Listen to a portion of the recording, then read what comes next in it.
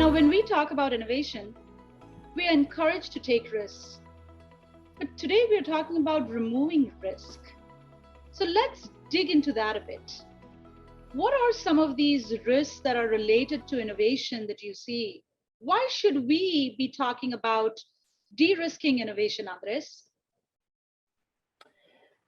I love actually the topic of risk and innovation, and especially the risk and innovation was something that in my career became more prominent, or I became more aware of what that means, because in previous roles that I had the opportunity to participate on large initiatives. I think it was 7 years ago when we were tackling a big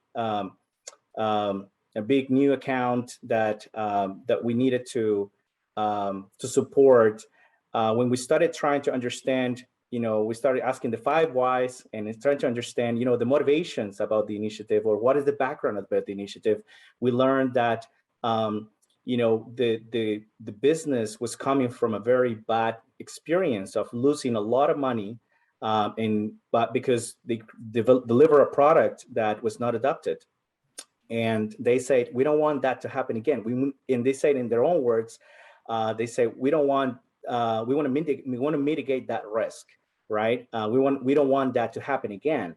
So then I thought I just got an aha moment in that meeting. And I was thinking, oh wow, never actually thought innovation could be seen with this type of value proposition. We always talk about the value of innovation from the desirability, viability, and feasibility perspectives, that it's helping kind of create a new value proposition for our clients, following the human-centered design process.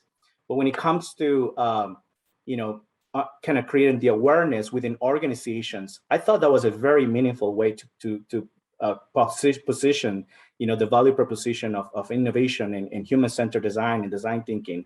And actually, when every time our team was actually being reached out to address that or other initiatives within the organization, we were actually referenced as the mitigation risk team, right? Because we were actually through the process, by trust in the process, we were mitigating a lot of desirability, feasibility, and viability dependencies and values that we needed to consider before we create a solution.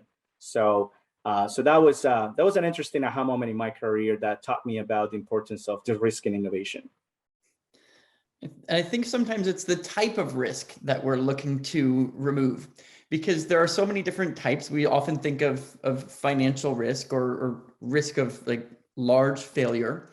And to Andres's point about human-centered design, when we go and interact with and observe our end users of whatever it is that we're designing, it's one way of removing all kinds of risk, because we've mentioned a few times the lenses of desirability, feasibility, and viability. And it doesn't matter if we can afford something and have the technology to build it if nobody wants it. So when we go to our end users, and so often I'll work with executives, and one of my favorite questions to ask is, when is the last time you interacted with an end user? And I know people like Andres will tell me, well, yesterday, like I sat in a bank branch and I observed, and I remember a specific airline VP who would say, I go and I stand by the check-in line. But all too often, as people work their way up in organizations, they become unfortunately disconnected from end users.